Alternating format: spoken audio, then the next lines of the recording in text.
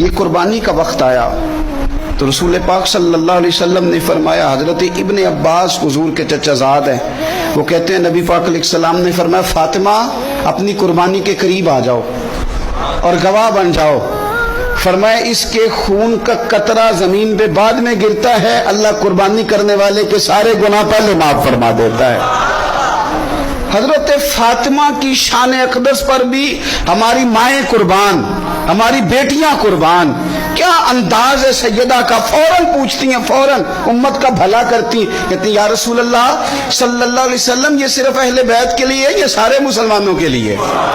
کیا کمال ہے، کتنا پیار ہے حضور کی امت سے۔ حضور یہ صرف اہل بیت نبوت کے لیے ہے؟ نبی پاک نے فرمایا نہیں فاطمہ یہ ساری امت کے لیے فضیلت ہے کہ قربانی کرنے والے کے جانور کا خون کا قطرہ بعد میں زمین پہ گرتا ہے، اللہ سارے گناہوں کو پہلے معاف